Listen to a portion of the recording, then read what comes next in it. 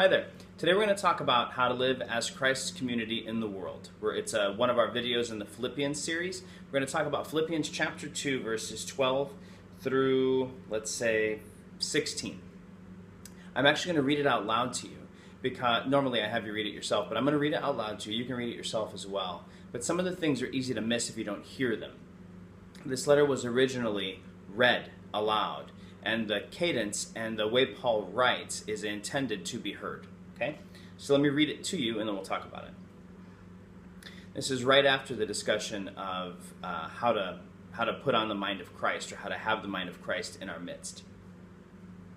Therefore, my beloved, as you have always obeyed, so now, not only as in my presence, but much more in my absence, work out your own salvation with fear and trembling. For it is God who works in you, both to will and to work for his good pleasure.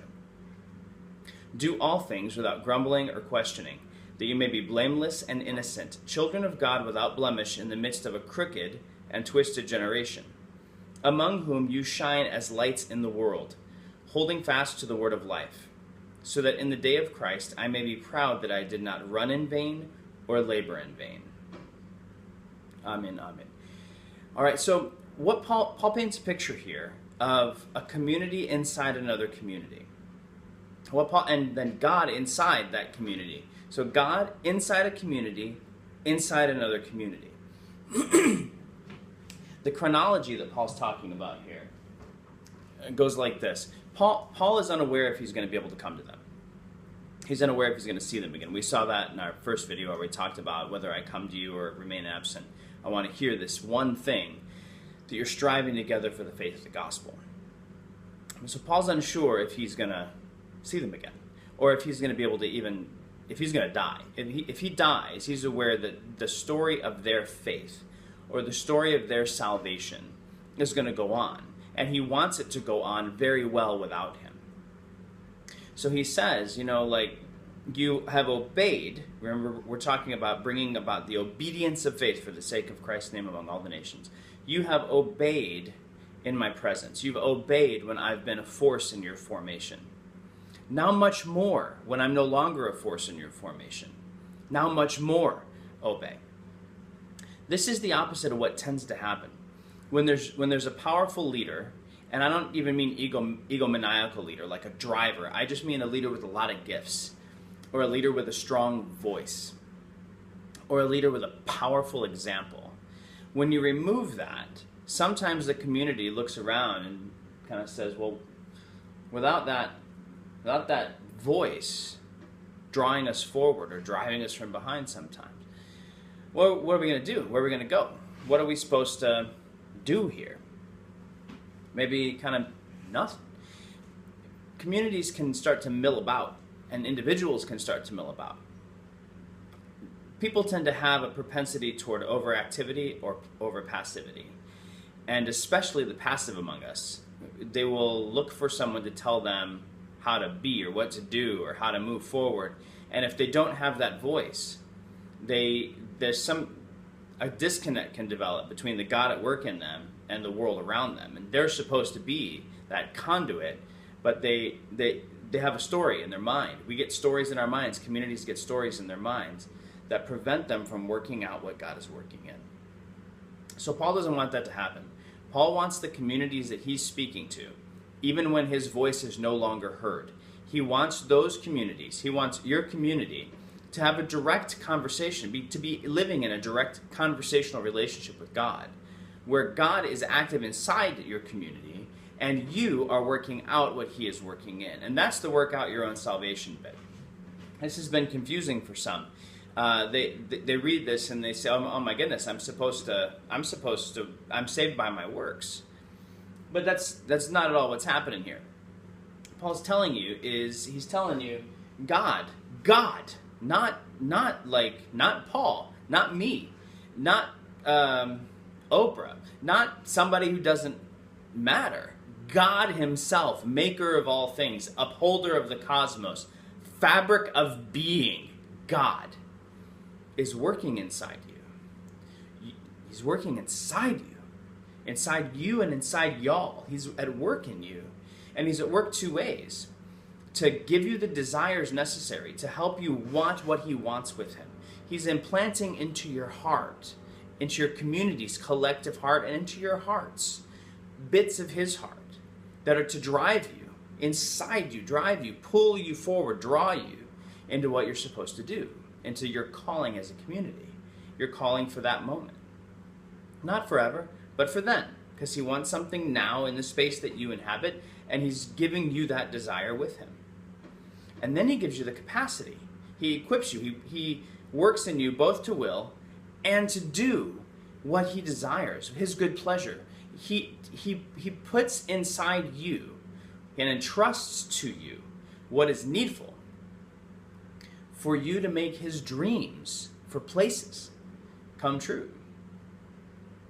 That's ennobling. That's thunderous in the way that it shapes your dignity. You are the executor of the dreams of God. You can see on my face how momentous that is, right? And so that's why Paul says you need to work that out with fear and trembling.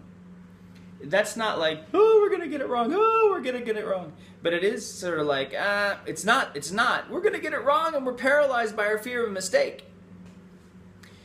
My team did that. Like, we moved to a place and we were really concerned about doing it wrong. There's a lot of literature about don't do it wrong. So for a little bit, we did less than we could have because we were afraid of doing it wrong. We were paralyzed by fear of mistake. Not entirely, but a little bit. But there's also another kind of like, oh man, it's all right because Jesus is doing stuff, and we're just gonna watch it happen because it's so good, and we're also gonna watch an enormous amount of entertainment. Entertainment's good, but like a life ordered around an unseriously lived life is a poor life. God, maker of all things, lover of all things, dreamer of goodness and beauty, is inside you, working. He's working. He's not just being. He is working inside you, giving you the desires that he has, giving you matching desires, congruent desires, corners of his heart that your heart can bear. And then he's giving you the capacity to work it out. And he's especially doing that in communities.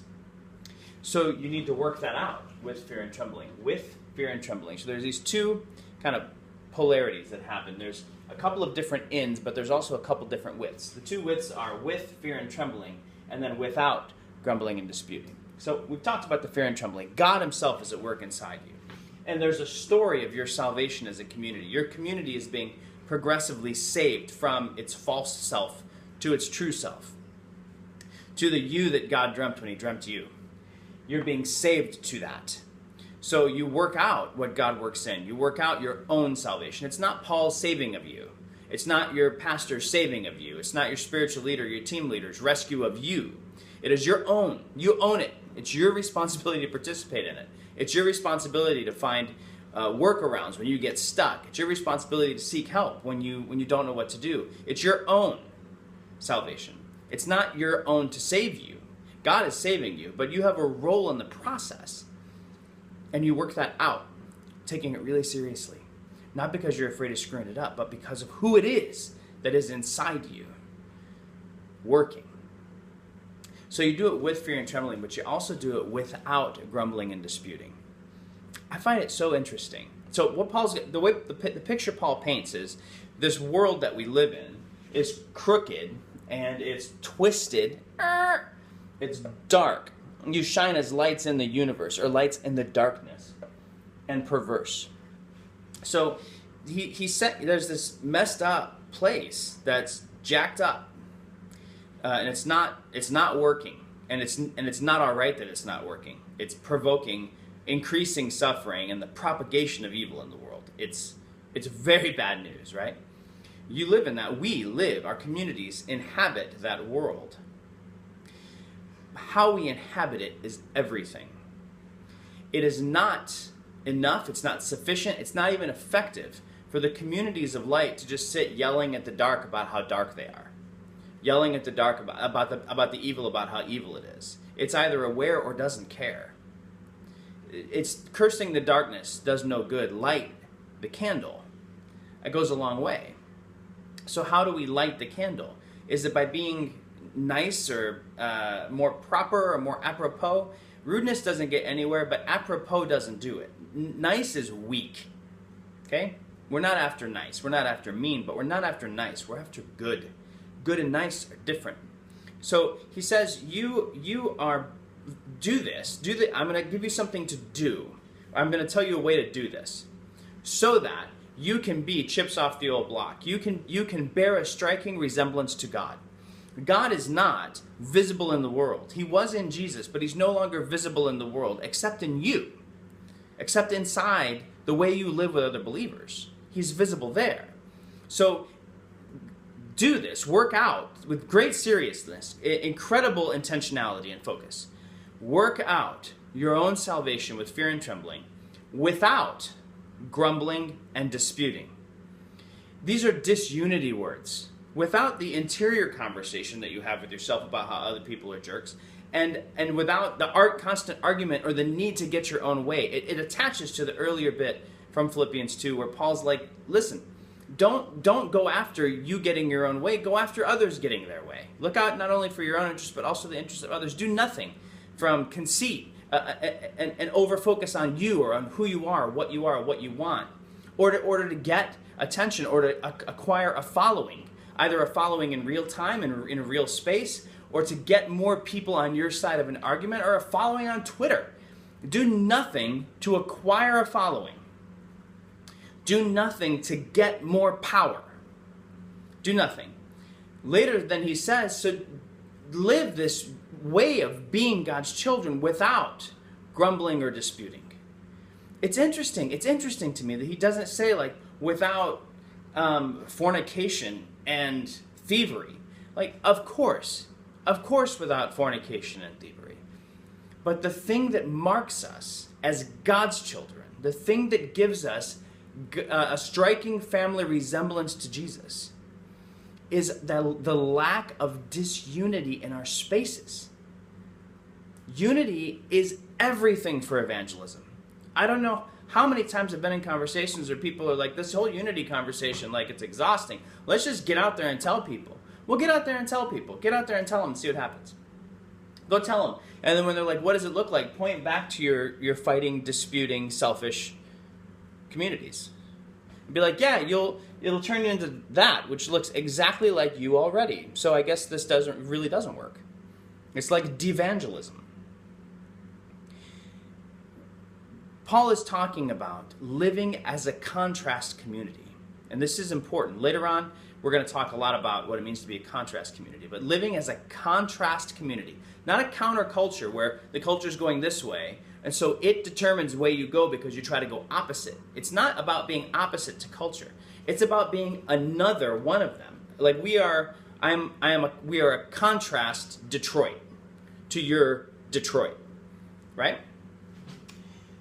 So with fear and trembling, taking it deadly seriously, we are listening carefully to God as he cultivates inside us desires to do things and capacities to do things. As we begin to work it out, we don't make this a context for conflict, but we lay down our egos and we lay down our right to be right and our right to get our way. And without grumbling and disputing, we live together working out what God is working into us. This gives us our striking family resemblance to Jesus. This is how we look like children of God in the midst, blameless. They can't look at us and say, you're blameless. They can't look at us and say, your story is a false story. Your gospel is a stupid gospel because you don't live with each other any differently than we do. If anything, we're more accepting of one another than you are of each other. No, that's not at all what we're after. We're after the cultivation of a community of such love and welcome and hospitality that we bear the resemblance to the Trinitarian God who is three but one, and we are many but one, in the midst of a crooked and perverse generation, among whom we shine like lights in the world, if we hold fast to this message and if we hold it out. All right, so there you go. Burn hot, burn bright, be in the world, but be characterized by love.